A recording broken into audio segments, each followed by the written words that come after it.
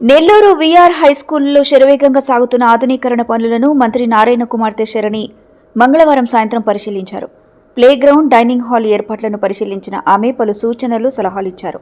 హైస్కూల్లోని ప్రతి గదిని క్షుణ్ణంగా పరిశీలిస్తూ దగ్గరుండి సిబ్బందికి పలు సూచనలు ఇవ్వడంతో పాటు విద్యార్థులకు అనుగుణంగా తరగతి గదులను తీర్చిదిద్దడంలో మంత్రి నారాయణ కుమార్తె శరణి కీలక పాత్ర పోషిస్తున్నారు.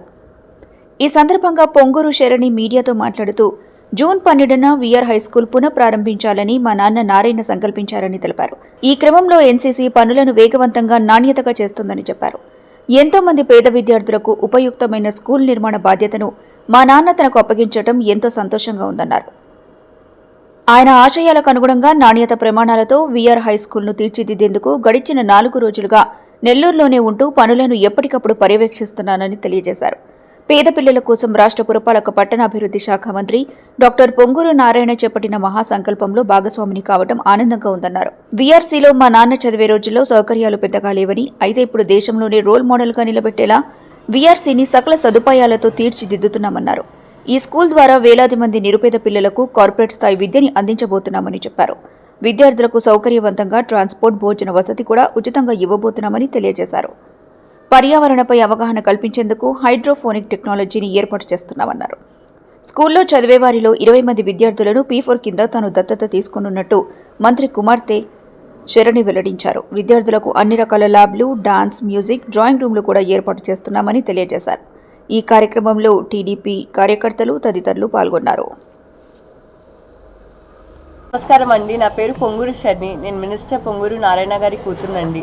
నేను ఈరోజు టీడీపీ కార్యకర్తలతో, నా టీంతో వీఆర్ స్కూల్కి వచ్చానండి. గత కొన్ని రోజులుగా నేను నెల్లూరులోనే ఉంటున్నాను. మా నాన్నగారు వీఆర్ స్కూల్ని ఎలానా అప్గ్రేడ్ చేయాలి, ఎలానా బెస్ట్ ఫర్నిచర్, బెస్ట్ టెక్నాలజీ ఇచ్చి ఒక ప్రాపర్ ఇంటర్నేషనల్ స్టాండర్డ్లో స్కూల్ లాగా చేయాలి అనే బాధ్యత అప్పగించారండి. సో అప్పటి నుంచి నేను నెల్లూరులో ఉండి దగ్గరుండి రోజు వీఆర్ స్కూల్కి వచ్చి నేను అప్గ్రేడేషన్ వర్క్స్ చూస్తున్నాను. స్కూల్ జూన్ 12th స్టార్ట్ అవుతుంది. అడ్మిషన్స్ కూడా త్వరలోనే ఓపెన్ అవుతాయి. చాలామంది అడుగుతున్నారండి అసలు వీఆర్ స్కూల్ స్పెషాలిటీ ఏంటని. మా నాన్నగారు వీఆర్ స్కూల్లో చదివారు. సో మా నాన్నగారు చదివినప్పుడు ఇంత గొప్ప facilities, high and infrastructure, technology లేకుండే అండి. సో మా నాన్నగారు ఒకటే అన్నారు, నేను వీఆర్ స్కూల్లో చదివాను, నెల్లూరులో ఉన్న ప్రతి ఒక్క నిరుపేదలు ఖచ్చితంగా వాళ్ళ పిల్లల్ని మంచి స్కూల్లోకి, మంచి చదువు కోరుకుంటారు. సో అలాంటిది నేను ఒక వీఆర్ స్కూల్ని ఒక రోల్ మోడల్గానే తీసుకొని ఆంధ్రప్రదేశ్లోనే ఒక బెస్ట్ స్కూల్, ఇండియాలోనే ఒక బెస్ట్ స్కూల్గా చేస్తే నిరుపేదలకు కూడా, నిరుపేదల బిడ్డలకు కూడా మంచి విద్య దొరుకుతుంది అని గొప్ప సంకల్పంతో ఉన్నారండి. అందుకే నాకు రెస్పాన్సిబిలిటీ అప్పచెప్పారు. ఈ స్కూల్లో స్పెషాలిటీ ఏంటి అని అందరూ అడగచ్చు. ఈ స్కూల్లో ఎంతో హై అండ్ టెక్నాలజీ యూజ్ చేసి, హై అండ్ ఇన్ఫ్రాస్ట్రక్చర్తో మేము రూమ్స్ డిజైన్ చేస్తున్నామండి. ఫర్ ఎగ్జాంపుల్ రోబోటిక్స్ రూమ్ ఉంది, కంప్యూటర్ ప్లస్ రోబోటిక్స్ రూమ్ ఉందంటే కంప్యూటర్ ల్యాబ్. అండ్ అదేవిధంగా రోబోటిక్స్ అనే ఒక టెక్నాలజీ వల్ల coding and number of experiential learning పిల్లలు నేర్చుకోవచ్చు. అదేవిధంగా డాన్స్ రూమ్ ఉంది, అదేవిధంగా మ్యూజిక్ రూమ్ ఉంది, ఆర్ట్స్ రూమ్ ఉంది. అండ్ ఇదే విధంగా స్పోర్ట్స్ ఫెసిలిటీస్, మంచి యూనివర్సిటీస్లో, మంచి స్టేడియంస్లో స్పోర్ట్స్ ఫెసిలిటీస్ ఎలా అయితే ఉంటాయో, ఒక వాలీబాల్ కోర్ట్, ఒక ఫుట్బాల్ కోర్ట్, ఒక పికిల్ బాల్ కోర్ట్, అదేవిధంగా పీపీ టైల్స్ అండ్ ఈపీడిఎం ఫ్లోరింగ్తో మేము హై అండ్ స్పోర్ట్స్ ఫెసిలిటీస్ ఇస్తున్నామండి. ఇదొకటే కాదు, biology lab, physics lab, chemistry ల్యాబ్తో పాటు స్టీమ్ లెర్నింగ్ అని దాదాపు చాలా స్కూల్స్లో ఇప్పుడు స్టీమ్ లెర్నింగ్ యూజ్ చేస్తున్నారండి. స్టీమ్ అంటే science, technology, engineering, arts and STEAM based అని మ్యాథమెటిక్స్. సో ఈ స్టీమ్ బేస్డ్ లెర్నింగ్ ఇంటిగ్రేట్ చేస్తే ఖచ్చితంగా పిల్లలు బాగా చదువుకోవచ్చు. సో స్టీమ్ బేస్డ్ లెర్నింగ్ కూడా ఉంది. అండ్ ఇదే విధంగా హైడ్రోఫోనిక్స్ అనే కొత్త కాన్సెప్ట్తో మేము ఈ స్కూల్లో తేబోతున్నాము. హైడ్రోఫోనిక్స్ అంటే జనరల్గా ప్లాంట్స్ సాయిల్ లేకపోతే, మట్టి లేకపోతే గ్రో అవ్వవు. కానీ సాయిల్ లేకపోయినా మంచి న్యూట్రియంట్స్ అండ్ మంచి వాటర్ సప్లై చేస్తే ప్లాంట్స్ గ్రో అవుతాయి ఈ టెక్నాలజీ ద్వారా. సో ఈ టెక్నాలజీ ద్వారా ప్రైమరీ పిల్లల నుంచి హై స్కూల్ పిల్లల వరకు ఇది ఒక ఎన్వైర్న్మెంట్ యాక్టివిటీగా కూడా ఉంటుంది. అండ్ స్టెమ్ కూడా ఇంటిగ్రేటెడ్ ఉంటుందండి. సో హైడ్రోఫోనిక్స్ కూడా ఈ స్కూల్లో ఉంటుంది. ఈ స్కూల్ని మేము హై లెవెల్లో హై ఇన్ఫ్రాస్ట్రక్చర్ పెట్టి ఒక హై స్టాండర్డ్గా చేయబోతున్నాము. అండ్ జూన్ 12 కోసం మేము అందరూ వెయిట్ చేస్తున్నాము. ఎన్సీసీ వాళ్ళు చాలా బాగా కోఆపరేట్ చేస్తున్నారు. వాళ్ళు సిఎస్ఆర్ యాక్టివిటీగా ఇది చేస్తున్నారు. నేను స్పెషల్ రెస్పాన్సిబిలిటీ తీసుకున్నాను, ఎందుకంటే మా నాన్నగారు P4 ద్వారా, చంద్రబాబు నాయుడు గారు P4 అనే ఇనిషియేటివ్ రిలీజ్ చేశారండి. సో దాని ద్వారా నేను 20 ఫ్యామిలీస్ని ఈ స్కూల్లో అడాప్ట్ చేసుకున్నాను. సో నాకు ఒక స్పెషల్ రెస్పాన్సిబిలిటీ ఉంది. అండ్ ఖచ్చితంగా ఇది ఇండియాలో one of the best schools అవుతుంది. అండ్ అదేవిధంగా ఆంధ్రప్రదేశ్లోనే ఇది ఒక రోల్ మోడల్ స్కూల్గా అవుతుంది.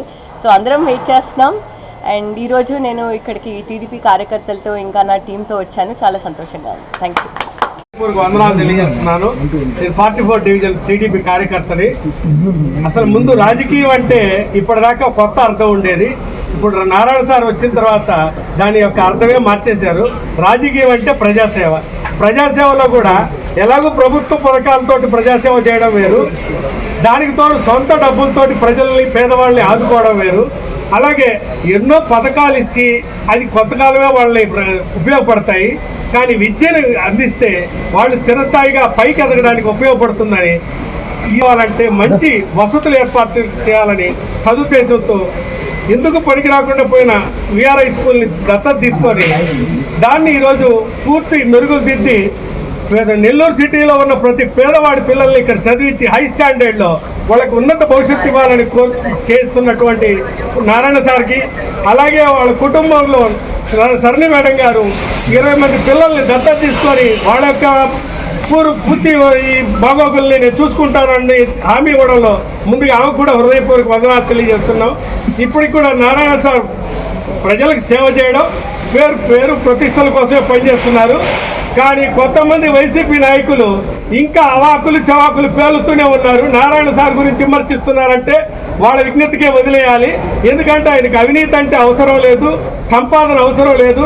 ఆయన ఎక్కడ కూర్చుని ఆయన చేసినటువంటి సంస్థ ఆయన కాపాడుతూ వస్తుంది. ఆయన కేవలం పేరు ప్రతిష్టలు. ఈ పేరు ప్రతిష్టలు ఎందుకు చేస్తున్నారంటే అక్కడ చంద్రబాబు నాయుడు గారి ఆదేశానుసారం ఈ నారాయణ సార్ ఏమి చెప్తే అది చేస్తారు. వీళ్ళిద్దరు ఒకటే. చంద్రబాబు నాయుడు గారు సీఎం అయితే రెండో సీఎం మన నారాయణ సార్.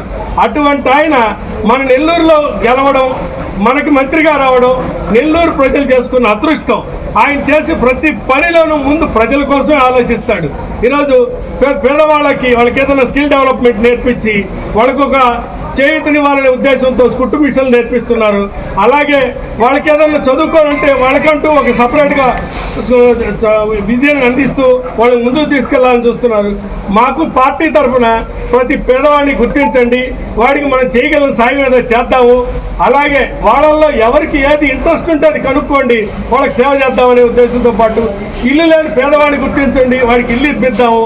అలాగే ప్రతి పేదవాడి అవసరాన్ని గుర్తించి మనం సాయం చేయాలనే ఉద్దేశంతో టీడీపీలో నారాయణ సార్ ఒక సైన్యాన్ని తయారు చేశాడు. ప్రతి డివిజన్లో ఆ సైన్యం డోర్ టు డోర్ తిరిగి ప్రతి ఒక్కరి కుటుంబ విషయాల్లో ఎవరికి ఏ ఇబ్బంది ఉన్నా వెంటనే స్పందిస్తూ సకాలంలో వాళ్ళకి న్యాయం చేయగలుగుతున్నాము.